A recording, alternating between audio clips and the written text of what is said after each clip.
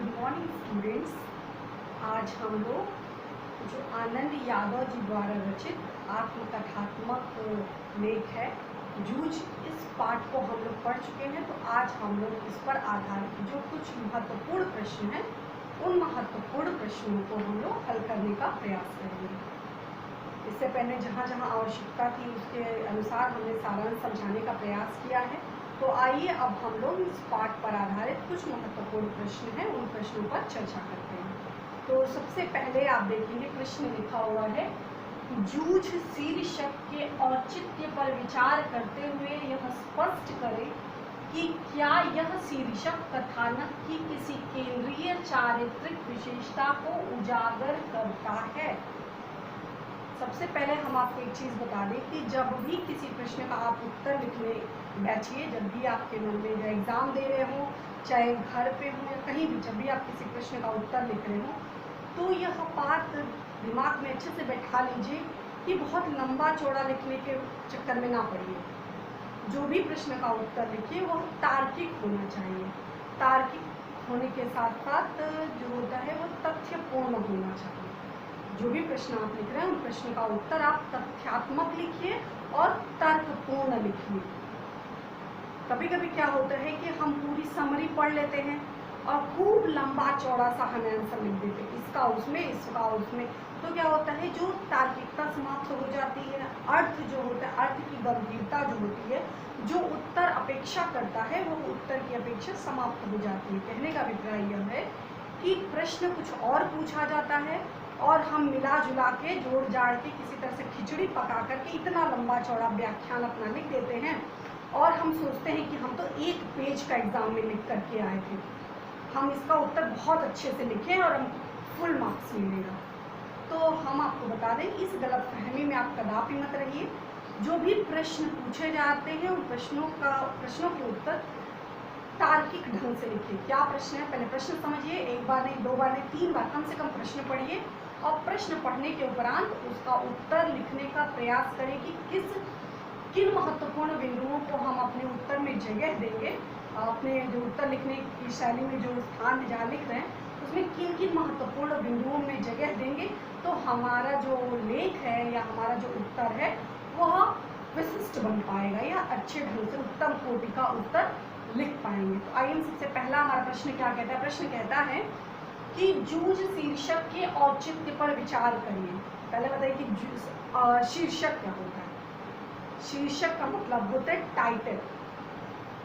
शीर्षक का अर्थ होता है कि वह महत्वपूर्ण शीर्षक जिसके इर्द गिर्द पूरा जो कथानक है, कथानक अर्थात कथा, जो टाइटल, जो भी हम टाइटल चूज करें या हम चुनाव करें टाइटल का, तो इस बात का हमें ध्यान रखना पड़ता है कि पूरा जो कथानक है, कथानक मतलब स्टोरी, वह पूरी कथानक जो है वह उस शीर्षक के इर्द गिर्द घूमनी चाहिए।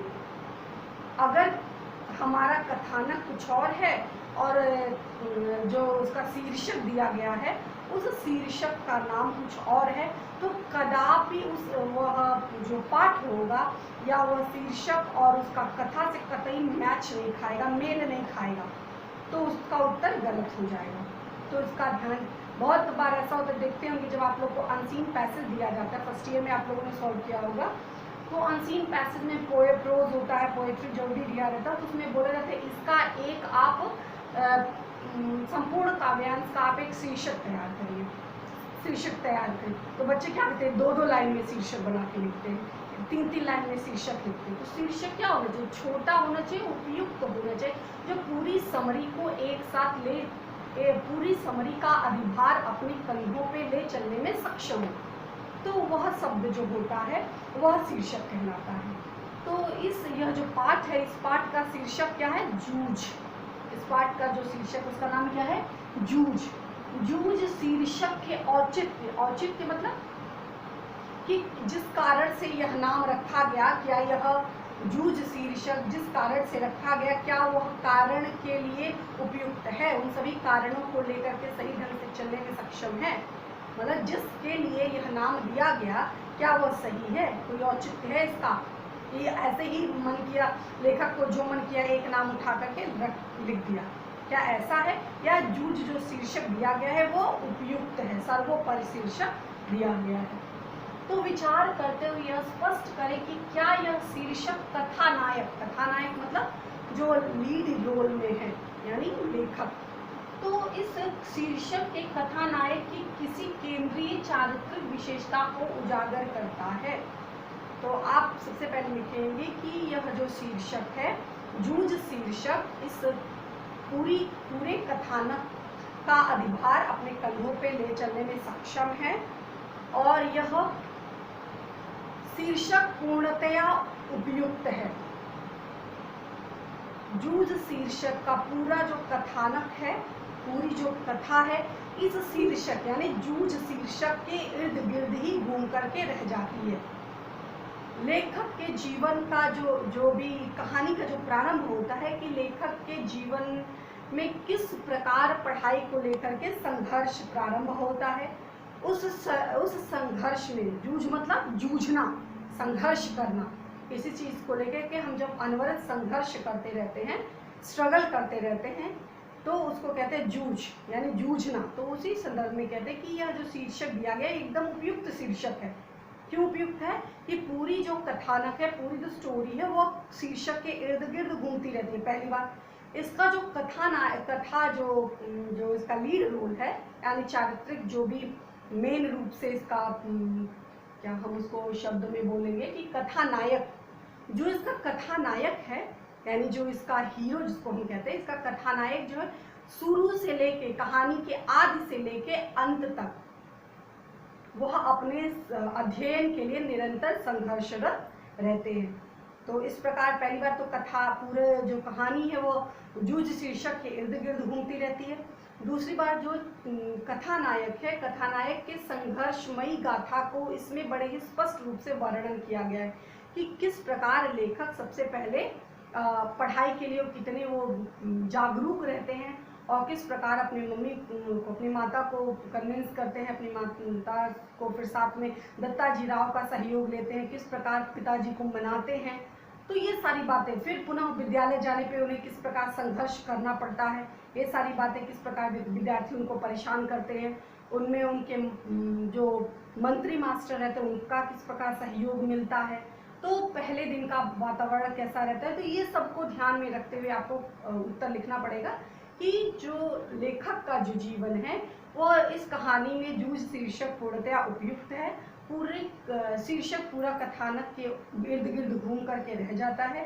कथानायक का पूरा जीवन आदि से लेके अंत तक संघर्षपूर्ण रहा है, चाहे वो आदि का जब दत्ताजी राव के घर जा करके पिताजी को मनाने की बात हो, या विद्यालय परिसर में विद्या अध्ययन आरंभ करने के समय में उनके मित्रों के, सहपाठियों के द्वारा चढ़ाए जाने पर, उनकी लांग खींच देने पर जो भी एक मानसिक वैचारिक जो भी उनको स्ट्रगल करना पड़ा उसकी बात हो, या अंत में कविता अध्ययन के लिए जो भी उनके अंदर जागरूकता थी, वो कविता अध्ययन के लिए, कविता लेखन के लिए जो उनके अंदर उत्सुकता थी, तो पूरे टाइम वो संघर्ष करते रहे।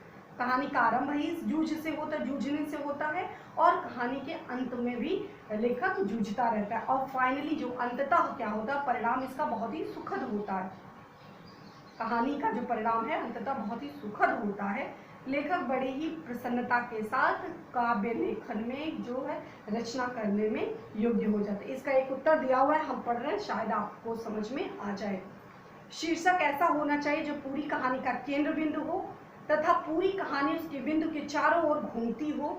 जूझ सही शीर्षक है यानी पूर्णतः उपयुक्त है, क्योंकि पाठ के शुरू से लेकर आखिरी तक लेखक पढ़ने के लिए जूझ रहा है यानी जूझ संघर्ष कर रहा है। वह पूरी लगन और मेहनत से विपरीत परिस्थितियों को मात देने की कोशिश करता है। उसके सामने बहुत सी परिस्थितियां ऐसी आती है कि जिस समय व्यक्ति हार मान जाता है और घुटने टेक देता है, लेकिन लेखक ऐसा नहीं करता। शुरू से लेकर अंत तक जो भी उसके सामने चुनौती आती है, जो भी उसके सामने परेशानियां आती है, दिक्कत आती है, उस पर वो संघर्ष पूर्वक वो निरंतर अनवरत रूप से चलता रहता है और फाइनल रिजल्ट यह होता है कि वह सभी विपरीत परिस्थितियों को मात दे करके वह आगे बढ़ता है और अंत में उसे सफलता प्राप्त होती है। तो इस प्रकार यह जूझ शीर्षक जो है पूर्णतया उपयुक्त है। तो इसमें आप एक दो इंसिडेंट, आप एक दो घटना का वर्णन कर देंगे कि कौन कौन सा लेखक के जीवन में संघर्ष आया, तो किस प्रकार दत्ताजी राव अपनी माता जी के साथ लेखक दत्ताजी राव के घर जाते हैं, किस प्रकार दत्ताजी राव को पूरी कहानी समझाते हैं और पिताजी को मनाने के लिए पूरी बात कहते हैं। और फिर विद्यालय का एक छोटी सी घटना को आप अपने उस प्रश्न में जगह देंगे, उत्तर लिखते समय जगह देंगे कि किस प्रकार विद्यालय में प्रवेश होने के समय किस प्रकार उनके सहपाठी उनको परेशान करते हैं, लेकिन फिर भी उन विपरीत परिस्थितियों का सामना करते हुए लेखक बड़े ही मुखर रूप से पूर्ण आत्मविश्वास के साथ उन विभिन्न परिस्थितियों से जूझता हुआ निरंतर आगे बढ़ता हुआ और सफल होता है। फिर अंत में किस प्रकार लेखक जब काव्य रचना में पारंगत होने लगता है तो धीरे धीरे किस प्रकार और ज़्यादा उसके अंदर उत्सुकता होती है और किस प्रकार वह काव्य लिखने के लिए वो एकदम बेचैन होने लगता है, भैंस की पीठ पर कंकड़ के द्वारा, और मास्टर को दिखाने के लिए किस तरह उतावला होता है। तो इस प्रकार कहानी का जो कथा का जो शीर्षक है वो पूर्णतः उपयुक्त है, कथा का केंद्र बिंदु है, तो इसके लिए किसी प्रकार का कोई इसमें खामी नहीं है, पूर्णतः उपयुक्त है। ठीक है ना। अभी हम देखेंगे सेकंड क्वेश्चन। हमारा सेकंड क्वेश्चन है, स्वयं कविता रच लेने का आत्मविश्वास लेखक के मन में कैसे पैदा हुआ। सबसे पहले लेखक के मन में कविता लिखने का विश्वास इस प्रकार आया कि लेखक के मतलब विद्यालय में उनकी कक्षा में एक मास्टर आते थे, मराठी के अध्यापक थे जिनका नाम था नवा सौंदर्यकर। वह मराठी के अध्यापक थे और वह कविता बड़े ही अच्छे ढंग से आरोह अवरोह के साथ, यति गति के साथ, लय के साथ और तुक के साथ और पूरी एक्सप्रेशन के साथ अच्छे ढंग से भाव अभिव्यक्ति के साथ कविता का वाचन करते थे, कविता की व्याख्या करते थे। तो जो भी श्रोतागण होते थे उस कविता को सुनने के बाद, यानी जो कक्षा में जो स्टूडेंट होते थे, विद्यार्थी होते थे, उस कविता को सुनने के बाद पूरी तरह से भाव विभोर हो जाते हैं। तो एक तो नवा सौंदर्यकर जो कि लेखक के अध्यापक रहते हैं, उन अध्यापक की विशेषताओं के कारण वो कितने अच्छे ढंग से कविता पढ़ाते हैं, इसके कारण लेखक के मन में कविता के प्रति रुचि जागृत हुई। और लेखक के जो टीचर रहते हैं उनको कितने अच्छे ढंग से उसको बताते हैं, उन सब बातों को लेखक देखते हैं। फिर उसके साथ साथ लेखक के जो अध्यापक रहते हैं उन समस्त संस्मरणों को बताते हैं कि जो उनके अध्यापन के समय में जैसे महत्वपूर्ण लेखक होते हैं, महत्वपूर्ण लेखकों के विषय में बताते हैं कि वो कौन कौन से महत्वपूर्ण लेखक, अपने उनकी जीवनियाँ, उनके संस्मरण, अन्य महत्वपूर्ण लेखकों की जीवनियाँ संस्मरण जो है वो लेखक को बताते। लेखक मतलब विद्यालय में जो भी विद्यालय परिसर होता है, कक्षा होती है, उस कक्षा परिसर में सभी को बताते हैं।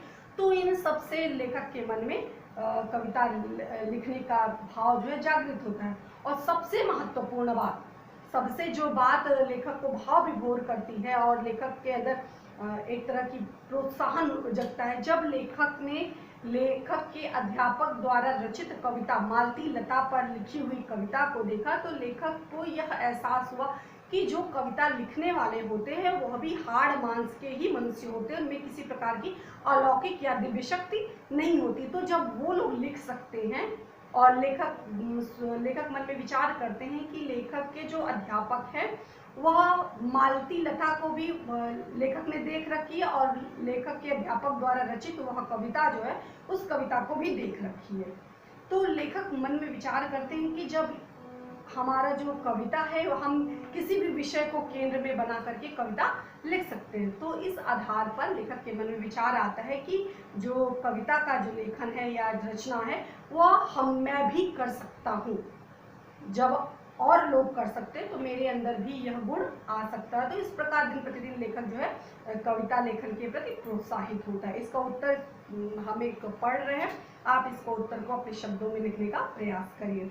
लेखक अपने मराठी मास्टर सौंदर्यकर से कविता रचने का मार्गदर्शन प्राप्त करता है। आरंभ में वह अपने मास्टर की तरह अभिनय करने की कोशिश करता है। सुर, लय, ताल, गायन तथा अभिनय में पारंगत है। धीरे धीरे ढोर चराते वक्त, खेती में पानी देते वक्त कविता अलग ढंग से गाने की कोशिश करता है। मास्टर द्वारा रचित मालती लता वाली कविता से उसे प्रेरणा मिलती है कि कविता का रस उसके चारों तरफ वातावरण में फैला हुआ है। जरूरत है उसे खोजने की। अब वह अपने लक्ष्य को प्राप्त करने के लिए कभी भैंस की चमड़ी पर, कभी पत्थर जो शिला है उस पर कंकड़ के सहारे जो भी उसे याद होता है वो लिख देता है, और धीरे धीरे कविता रचने का आत्मविश्वास उसके अंदर बढ़ने लगता है। तो इस प्रकार आप बताएंगे कि लेखक के अंदर जो कविता रचने का आत्मविश्वास कैसे जागृत हुआ, कि मतलब वह सबसे पहले अपने अध्यापक नवा सौंदर्यकर जो कि मराठी के अध्यापक से उनसे प्रोत्साहित हुए।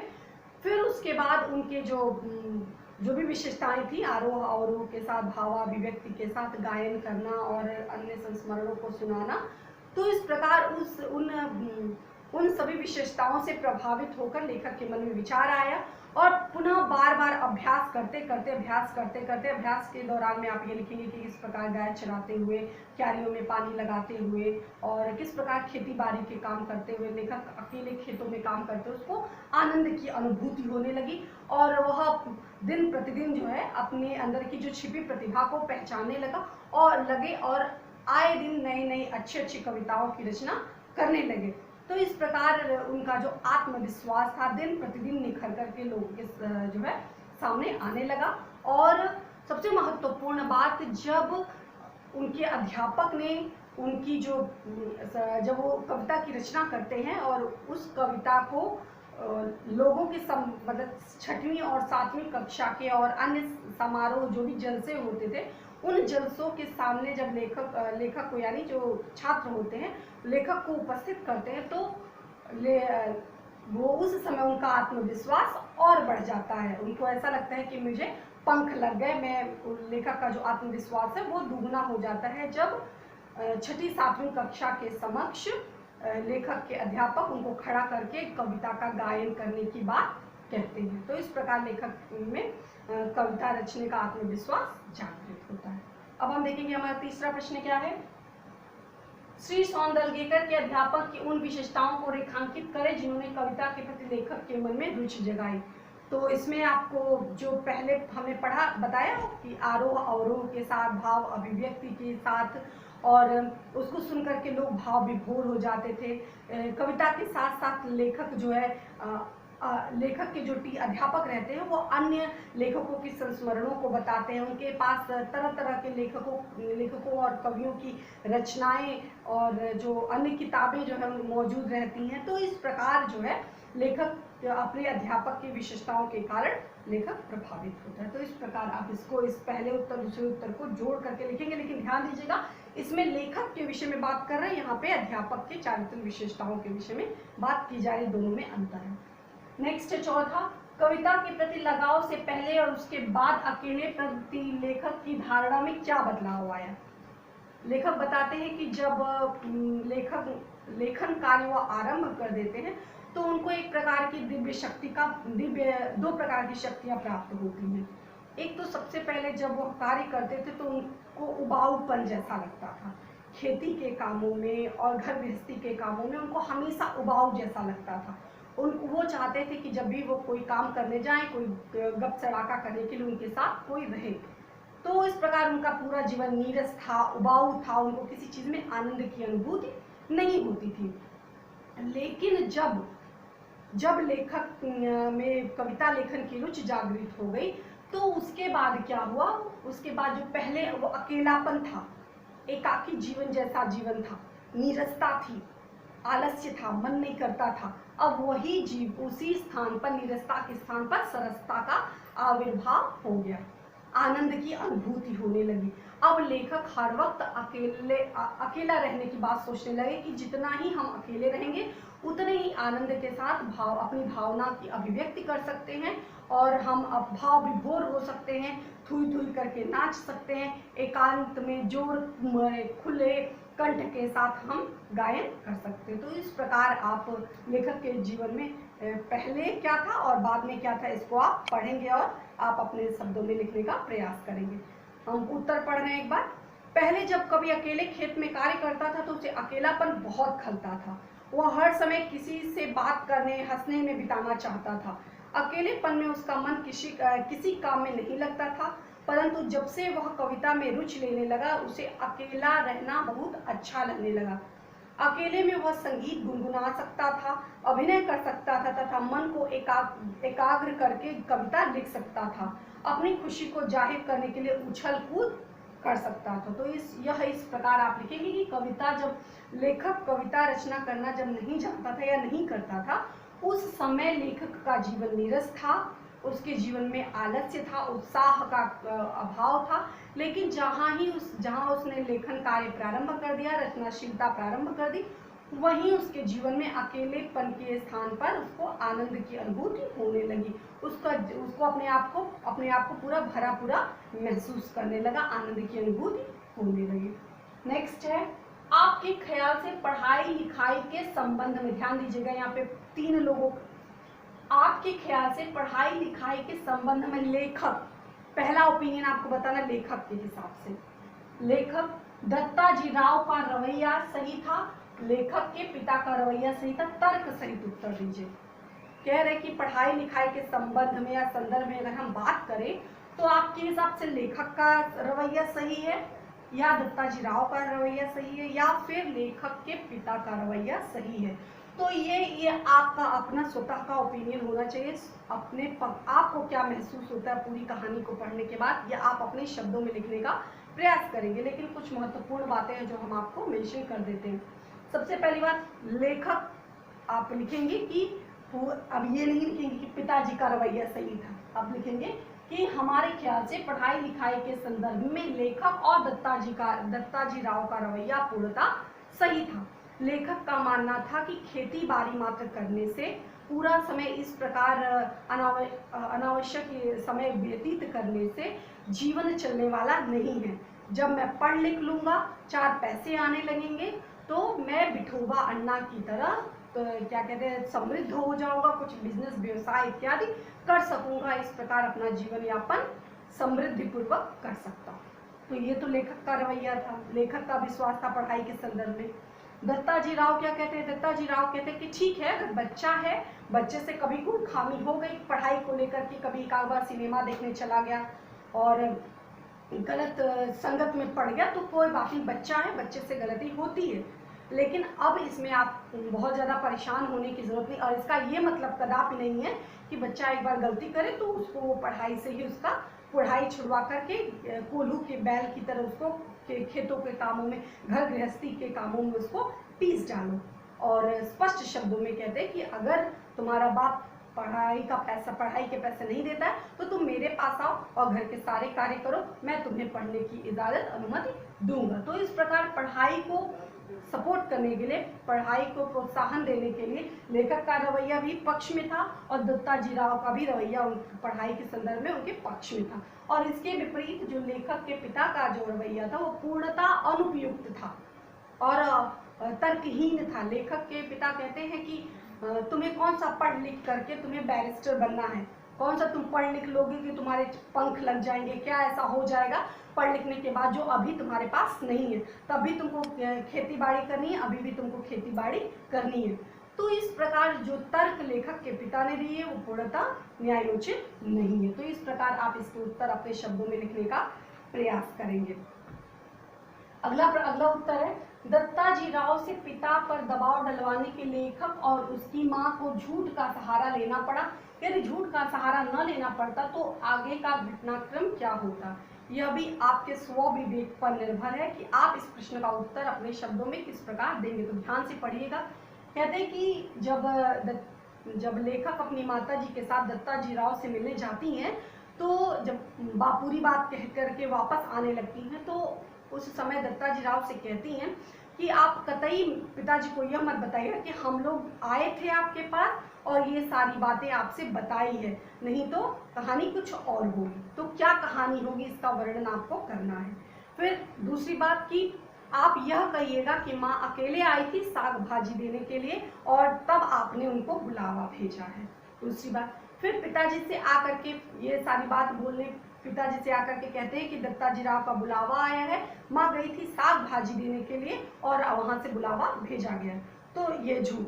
फिर उसके बाद अंत में जब दत्ताजी राव से लेखक के पिता की बात हो रही होती है, उसमें थोड़ी देर बाद उनकी माता जी उनको भेजती हैं लेखक को कि जाकर के पिताजी को बुला लाओ, जीने के लिए, खाना खाने के लिए बुला लाओ।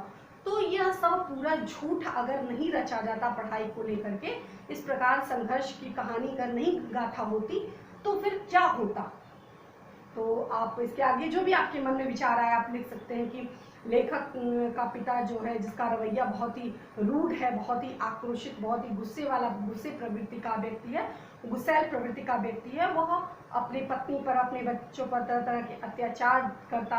अगर उसे पता चल जाता कि ये सारी बातें मिथ्या है, झूठ है, तो कदापि अपने बच्चे को पढ़ाई, मतलब अपने बच्चे को, मतलब जो लड़का है उसको पढ़ने के लिए अनुमति कदापि नहीं देते। हो सकता है उसको घर से बाहर भी निकाल सकते रहे, मारा पीटी करते, गाली गलौज करते, तो तरह तरह का शारीरिक यातना देते और तरह तरह की बातें। जो भी आपके मन में इससे संबंधित विचार आए, इस विचार को आप अपने शब्दों में लिखने का प्रयास करें। इसमें एक उत्तर दिया हुआ है, हम आपको पढ़ के सुना रहे हैं।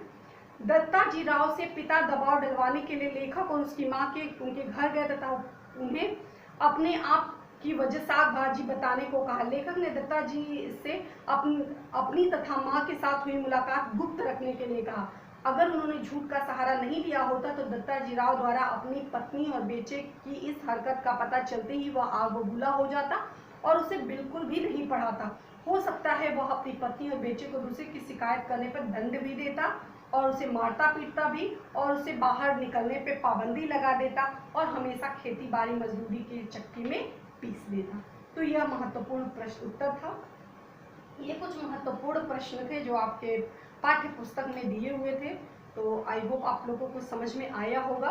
तो जरूरी नहीं है कि जो हमने आपको बताया आप उन्हीं उत्तर को लिखिए, आप अपने शब्दों से पूरी कहानी को 2 बार 3 बार 4 बार पढ़िए और प्रश्नों को पढ़िए। प्रश्नों को पढ़ने के उपरांत उसका उत्तर अपने स्व विवेक से, हो सकता है आपका जैसे क्या होता है, मास्टर जी जब पढ़ाते हैं पहले तो लेखक उनसे प्रभावित होता है, लेकिन कुछ समय बाद लेखक जो होते हैं स्वतः उन्हें ऐसा लगता है कि वो जो कवि रचनाशीलता या कविता का गायन करते हैं वो लेखक के अपने अध्यापक से भी अच्छे ढंग से। तो हो सकता है आपका उत्तर और अच्छा हो, तो आप अपने शब्दों में इसका उत्तर लिखने का प्रयास करेंगे। तो होमवर्क के रूप में ये सभी प्रश्नों के उत्तर आप अपने शब्दों में लिखने का प्रयास करेंगे। धन्यवाद।